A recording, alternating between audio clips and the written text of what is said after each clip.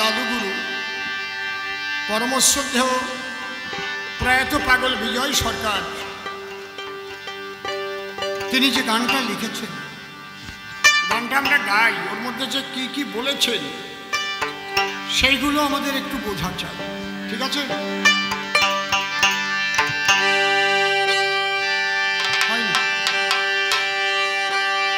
ওরে কবে সিধা মোড়া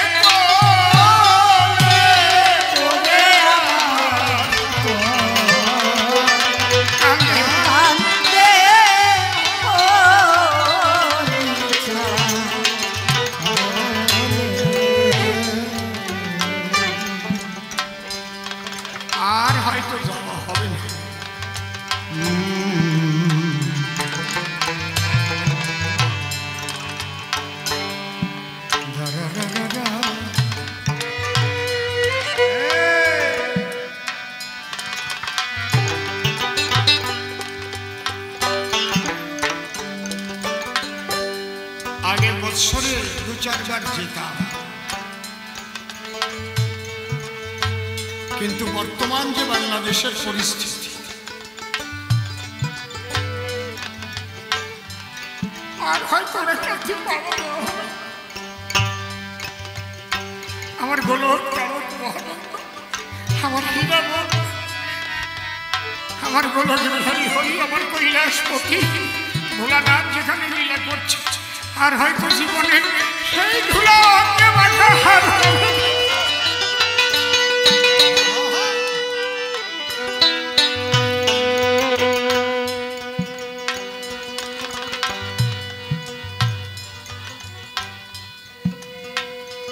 আপনারা দেখেছেন কিভাবে হিন্দুদের ঘর বাড়ি জ্বালিয়ে দেওয়া হচ্ছে, হিন্দুদের খুন করা হচ্ছে। অভয়নগরে যা হলো,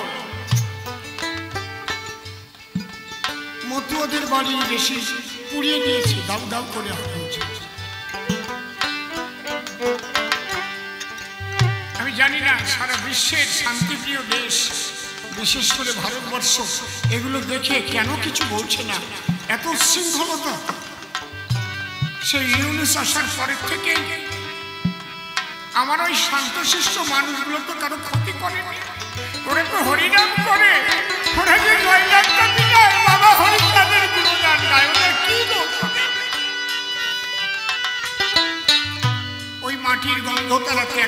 পারে নাই বলে থেকে গেছে। এটাই কি তাদের অপরাধ?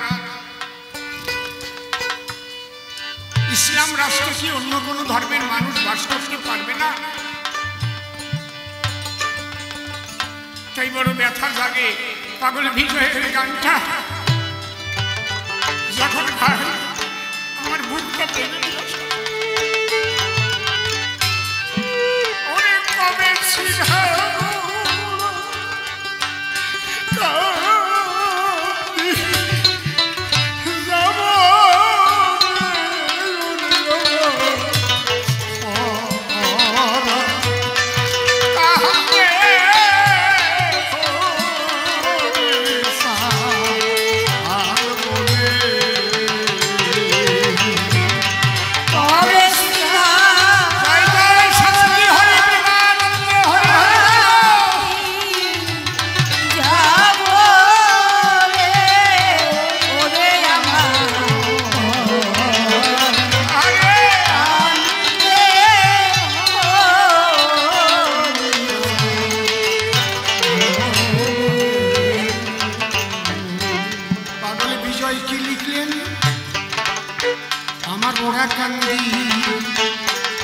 মানুষ পরম সেই মানুষের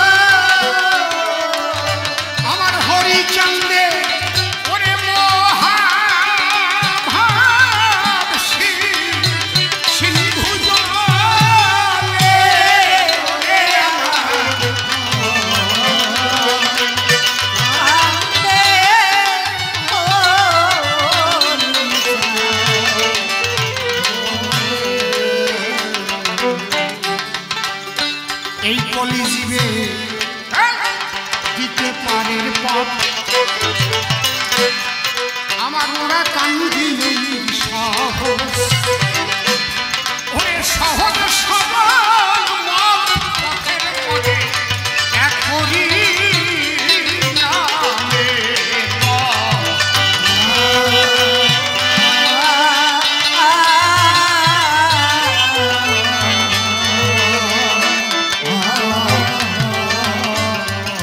ওই রথে উঠলো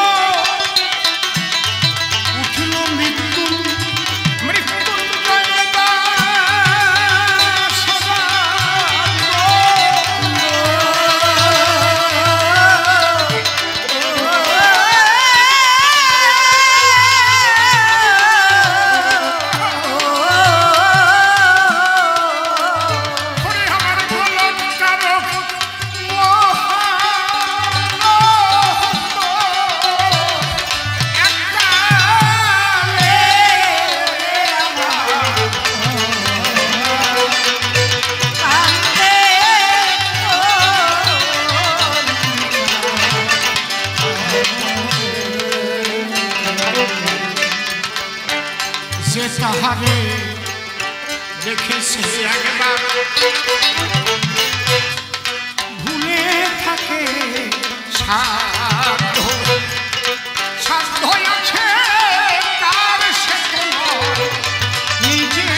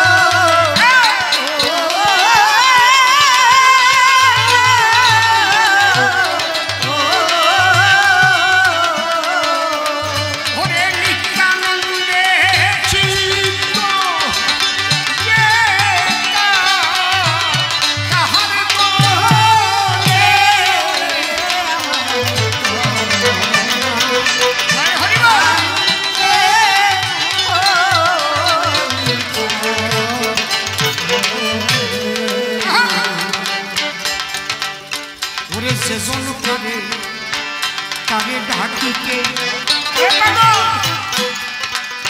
সে কি পারে ঘরে ঘরে থাকিতে ঘরে তার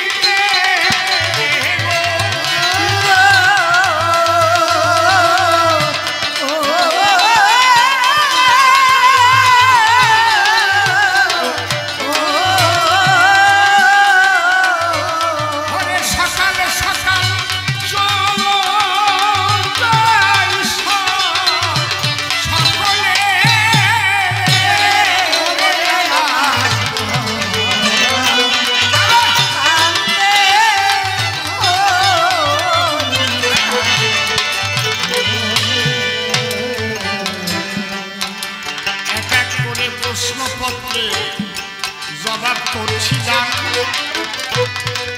বাকি থাকলে বলে দেবেন যত ভক্ত প্রাণ। বলেছে মতুয়ারা ব্রাহ্মণ মানে না, শ্রাদ্ধ নাহি করে, এটাই আবার কেমন মতো বলো আমার ধারে। মতুয়ারাই খাঁটি ব্রাহ্মণ মানে, তোমরা মানো না। ব্রাহ্মণ কারে কয় আগে তাই জানিয়ে না। বলো সনাতন ধর্মের কোন শাস্ত্রে লেখা আছে যে ব্রাহ্মণের ছেলে ব্রাহ্মণ কুলে জন্ম নিলেই সে ব্রাহ্মণ হয়? সেই আগে কি লেখা আছে আমাদের আদি গ্রন্থে? আমি যাব সেই সিদ্ধান্ত, বানিয়ে বানিয়ে কিচ্ছু বলি না।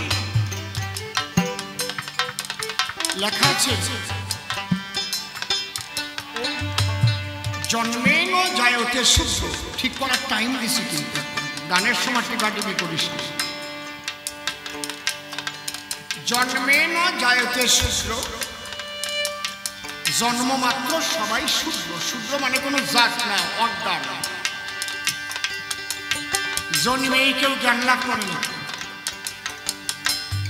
জন্মেন জায়তে শূদ্র সংস্কার দ্বিজোচ্চ, সংস্কারের দ্বারাই দ্বিজন্ম প্রাপ্ত হয়।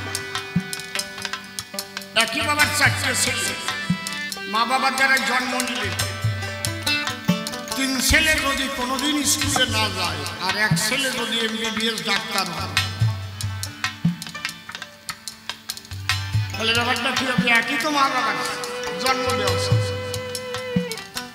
তাহলে একজন ডাক্তার হলো, সে কিন্তু সমাজে প্রতিষ্ঠিত হয়েছিল, আর 3 জন প্রাপ্ত থেকে গেল, কোনোদিন স্কুলে যাই, ওই জন বই খেয়ে গেল, ভ্যান খেলে গেল।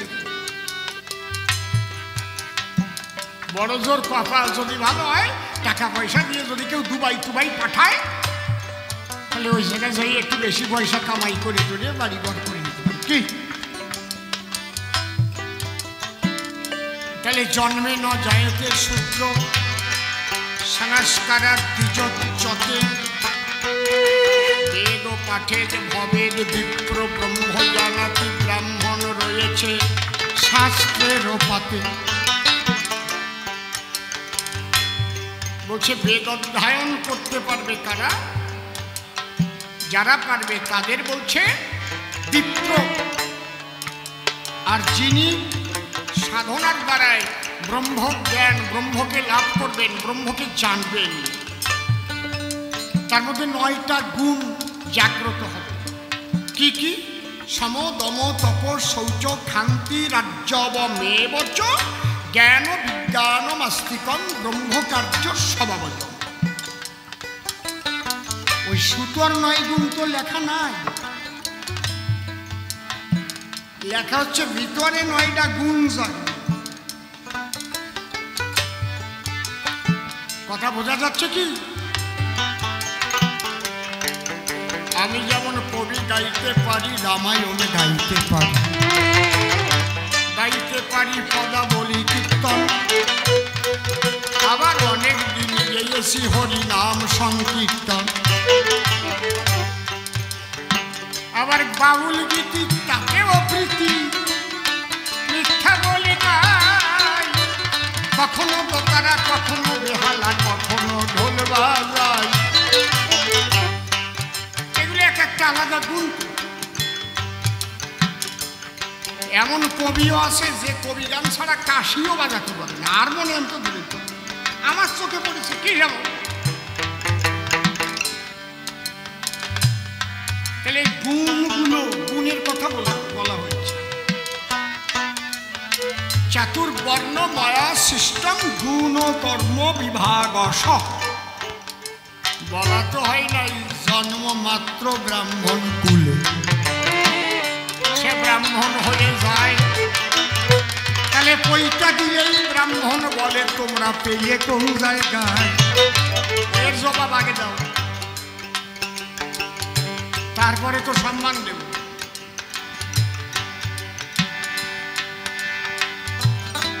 আমি অসীম সরকার হয়ে বলছি, আমার জীবনে একটা ঘটনা ঘটেছিল, ঐতিহাসিক ঘটনা। যখন নাম কীর্তন গাইতাম, গান গাইতে গেছি ওই বাঁশদ্রোণী, কুদঘাট। ওটা শীতকালে গানটা হয়, পৌষ মাস কি মাঘের প্রথমে এরকম তিথি অনুসারে। রাত 10টা 12টা আসর নিয়ে ভাবলাম খাইয়ে দিয়ে এইবার ওই কাঠের উনুন তো একটু আগুন পরিয়ে তারপরে শুয়ে পড়ি। এখন আগুন পোয়াতে দিচ্ছে, যে রান্না করে যে ঠাকুর মশাই দুইজন, সাথে 9-10 বছরের একটা ছেলে গইতে গই দেয়, সে ওই জায়গায় বসে আগুন পয়। এই টাইপের মোটা পইতে গলায় কিন্তু দুইজনার।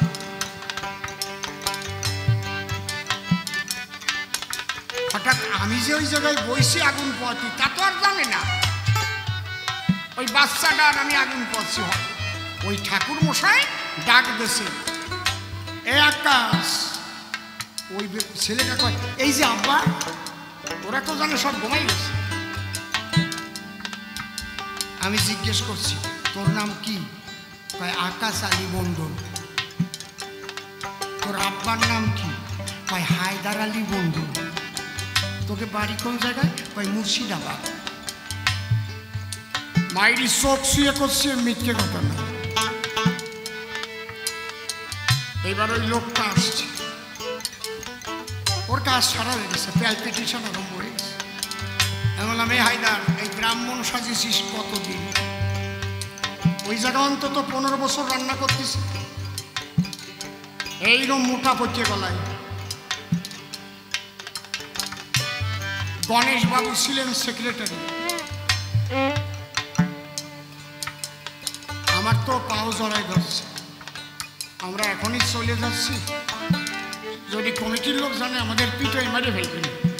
আমাদের বসো, সব টুকলা টুকলি গোছাও। গণেশ বাবুরই ডাকিয়ে তুললাম, যে রান্না করে কারা? কয় ওরা তো ব্রাহ্মণ, 15 বছর যাবো, তোরা ভালো রান্না করে। আমি বললাম, ব্রাহ্মণ না মুসলমান? কোন কি আসেন, এবার নিয়ে আসি। কয় সত্যি কথা কয়, বলে দিচ্ছি। এখন গণেশ বাবু কয়, অসীম বাবু, এ যদি কমিটির লোক জানে, এগেও মারিয়ে ফেলবে, আমারও মারিয়ে ফেলবে। এদের আমি আনছি বাইনা।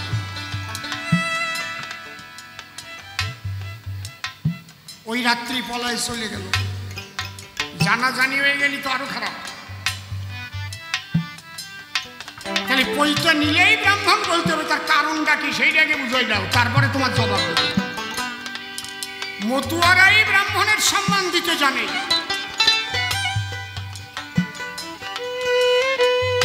যদি প্রকৃত ব্রাহ্মণ হয়, মতুয়ারা তার মান্য দেয়।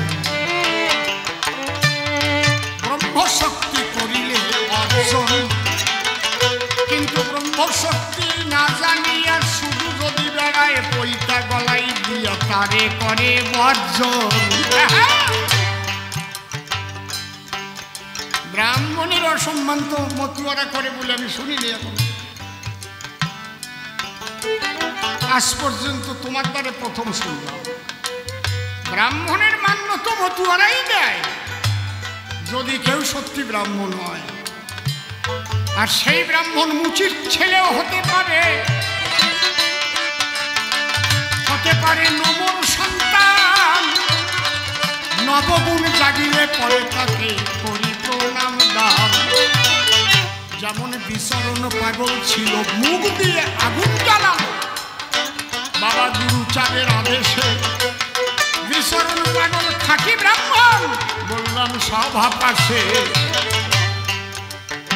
যেমন হরিদাসের মুখ দিয়ে মহাপ্রভু আগুন জ্বালাইয়েছিল, নবদ্বীপের বামুনদের মুখে ঝামা ঘষে দিল। জানো না এগুলো? ব্রাহ্মণ মানে না কেন? ব্রহ্ম জ্ঞানহীন গলায় সুতো দেওয়া গুলোরে আমরা মানি। ও সুতো পণ্ড ক্ষত্রিয় যারা তারাও নেয়, যা রাজবংশী যারা তারাও নেয়, দেবনাথরাও নেয়, নেয় না? কি কথা কও না কেন?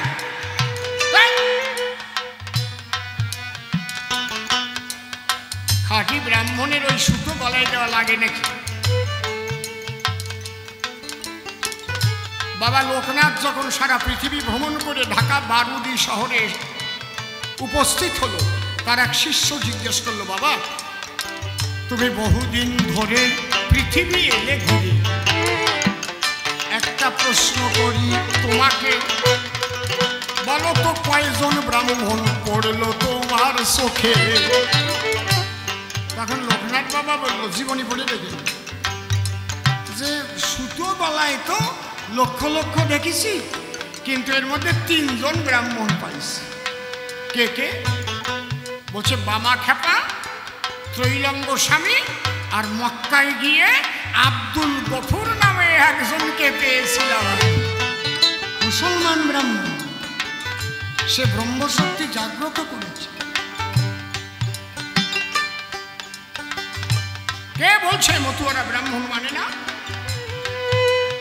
যারা ব্রহ্মশক্তি না জাগাইয়ে শুধু পৈতা নিয়ে খায়, তাদের দিয়ে শ্রাদ্ধ করালে কি কোনো উপকার হয়? ওকে একটু দক্ষিণা কম দিয়ে দেখো, টিক্কি খারাপ হয়ে যাবে। আর ব্রাহ্মণদের তুমি দক্ষিণা দিতেই পারবে না, সে নেবে না। আর শ্রাদ্ধ কথাটা তো ঠিক না, শ্রদ্ধা অনুষ্ঠান। শ্রাদ্ধ শ্রদ্ধায় অর্ঘ্যদান। এই জন্যে যখন সেই ব্রাহ্মণ মিলছে না, তাই মতুয়াদের কি বিধান? ব্রজ প্রেমের বিধান। এই জায়গায় আমি মতুয়া মত আলাদা বলবো না, এটা হচ্ছে ব্রজ প্রেমের মত, প্রকৃত বৈষ্ণবীয় মত। যেমন ছোট অন ক্যামেরায় বলছি, সারা পৃথিবীতে ছড়াবে কথাটা। মহানম্রত ব্রহ্মচারীজি যখন দেহ রাখলেন, তার ক্রিয়াকর্ম কি তথাকথিত ব্রাহ্মণ দ্বারাই হয়েছিল? হয়নি। তিনি প্রকৃত ব্রজ প্রেমের খাঁটি বৈষ্ণব ছিলেন। নবদ্বীপের অটল দাস বাবাজি, রাধারানী, আরো বড় বড় বৈষ্ণব, তারা যখন দেহত্যাগ করেন, ওই যে সদানন্দ বাবা দাস বাবাজির স্ত্রী, কি নাম ছিল ভক্তি, দেহত্যাগ করেছে। এদের কি ব্রাহ্মণ দিয়ে শ্রাদ্ধ করেছিল? একে বলে অবৈদিক, বেদাতীত, অহৈতুকী জগৎ। যারা সেই প্রেমে মাতোয়ারা হয়, সেই ভক্তিতে ভক্তিমান হয়, তাদের ওই স্বর্গে পাঠাবার জন্য কোনো মন্ত্র পাওয়া লাগে না, শুধু হরিনাম কৃষ্ণ নামের দ্বারাই তাদের শ্রদ্ধা দান করা হয়। এই আলাদা একটা মতুয়া মত কয়ে কয়েও ঝগড়া সৃষ্টি করা হয়েছে। যদি বলে যে অহৈতুকী বিদাতীত বৈষ্ণবীয় মত, অর্থাৎ ভক্তি প্রেমের পথে আমরা শ্রদ্ধায় অর্ঘ্যদান করি। মতুয়া মতে শ্রেয়ান্ত করতে, মতুয়া মত কিসের? মতুয়া মত, মতুয়া মতটাই তো ব্রজ প্রেমের মত। এ তো তারক গোসাই লিখেছে। অহৈতুকী প্রেম ভক্তি, এটা অশ্বিনী গোসাই লিখেছে। অহৈতুকী প্রেম ভক্তি কই ঘটল বলার ভাব, মুক্তির আশে আসো বসে হলো না সেই ভক্তি লাভ। আর তারককর্তা কি লিখলো? মতুয়ার প্রেম ভক্তি অকামনা, তন্ত্রমন্ত্র নাহি জানে ব্রজ উপাসনা। তারক গোসাইয়ের মহাসংকীর্তনে কি লিখলো?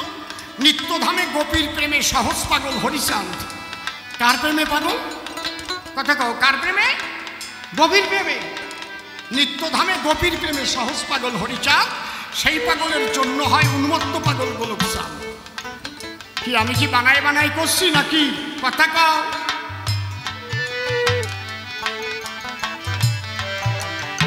আমার তারক চাঁদ লিখলো কি? তারক পায় পাগল যারা, গোপী তারা, ধৈর্য তোরা ওই পাগল। হরিবল হরিবল। সেই গোপী ভাব, ব্রজ প্রেম। এই যেই তোমরা আরম্ভ করলে আমাকে মতুয়া মতে শ্রাদ্ধ, বাড়িয়ে গেল যুদ্ধ। কালকের থেকে বলো যে বিশুদ্ধ অহৈতুকী বিদাতীত বৈষ্ণবীয় ভক্তি মতে শ্রদ্ধা অর্ঘ্য দান করবো আমরা। কোন বৈষ্ণব কি কয় আমার তারপর দেখবেন। যদি কয় এটা পাইলে কোন জায়গায় মহাদাম্ব্রত ব্রহ্মচারী, অটল দাস বাবাজি, যত বৈষ্ণব নবদ্বীপে যাও খবর নিয়ে আসো। ইস্কনে যত বৈষ্ণব আছে খবর নিয়ে আসো। যারা দেহত্যাগ করে কোনো ব্রাহ্মণ দিয়ে শ্রাদ্ধ হয় না, শুধু হরি নামে কৃষ্ণ নামে মহোৎসবাদী হয়। সাধু সঙ্গ বৈষ্ণব সঙ্গের দ্বারাই শ্রদ্ধা অনুষ্ঠান করো। আর একটা খাঁটি কথা কব, একবারে মাইরি সলিড কথা কব, কোনো মন্ত্র দিয়ে কোনো আত্মারে স্বর্গে টর্গে পাঠানো যায় না। এটা আর মিথ্যে কথা একদম, যে স্বর্গে চলে গেল এর মাইরি। এইগুলো হচ্ছে তৈরি করা হয়েছে একটা, তবু এগুলো করেছে কেন? এর একটা ভালো দিকও আছে, মানুষের একটা মনের শান্তি। আমার বাবার কাজ করলাম, খাট দাও, বাটি দাও, লাঠি দাও, ছাতি দাও, গরু দাও, ভূমি দাও, সোনা দাও, আমার বাবা স্বর্গে চলে গেল। এই এটা মনের শান্তি আর কি। কি কইছি বুঝেছেন? আসলে কোনো আত্মারে কেউ মন্ত্র বলে স্বর্গেও পাঠাতে পারে না, নরকেও পাঠাতে পারে না। যে যেমন কর্ম করে তেমন স্থান পায়। কি করবে তোমার ওই পুরোহিতের মন্ত্রের দ্বারায়? বলছেন কি কইছে? একদম খাঁটি কথা কয়ে দিলাম। এটা যদি কেউ এই নিয়ে আমার সঙ্গে বসতে চান, আমাকে ডাকবেন, আলোচনায় বসবো, শাস্ত্রাদি নিয়ে বসবো। কোনো জায়গায় লেখা নাই শাস্ত্রে, বেদ, বেদান্ত, পুরাণ, তারপর রামায়ণ, মহাভারত, ভাগবত, গীতা, উপনিষদ, চৈতন্য চরিতামৃত, কোনো জায়গায় যদি আপনি লেখা দেখাতে পারেন যে ব্রাহ্মণ দিয়ে মন্ত্র পড়াইয়ে আত্মা স্বর্গে পাঠানো যায়, আপনি যে সাজা দেবেন আমি সেই সাজা দেব। কিন্তু এমন একটা জিনিস জড়ায় গেছে, এক ভাই ভক্তি মতে, এটা প্রেম ভক্তি মতে বাবার ক্রিয়া করে, আর এক ভাই আবার পৈতা আলাদের ডেকে আনে ঘরে। এ জায়গা ব্রাহ্মণদের কোনো দোষ নাই, ওই বামুনদের। আপনি না আনলে ওরা যে কেস করেছে কোনোদিন থাক কোর্টে যে আমাদের নেয় না, নিজেরা ঝগড়া বাঁধায়। এক ভাই আনবে, এক ভাই আনবে না, ঢালিরা আনবে তো বিশ্বের বংশ মানা করবে, এই নিজেরা গুতগুতি করবে। কোন বাউন আপনাদের নামে কেস করেছে, থানায় ডায়েরি করেছে যে আমাদের কেন ওইভাবে শ্রাদ্ধ ক্রিয়া থেকে বর্জন করিল, মানবাধিকার লঙ্ঘন হইয়াছে। আমরা নিজেরা ঝগড়া করে ওদের উপর দোষ চাপাই। আসলে আমরা অজ্ঞান অন্ধ, সে দুঃখ নাহি কাটাই। আমার উপর কেউ রাগ করতেছেন না তো? কারণ অনেক সময় খাঁটি সত্যি কথা না পেটে হজম হয় না, মাইরি একদম হজম হতে চাই না। তবে আমি এইটুকু বলতে পারি, যেভাবে জবাব দিচ্ছি থাক, এর চাইতে ভালো করে আমি আর বলতে পারবো না। এতে যদি বোঝে তো বুঝুক, না বোঝে মুখ বুঝুক। একটা ছোট্ট গল্প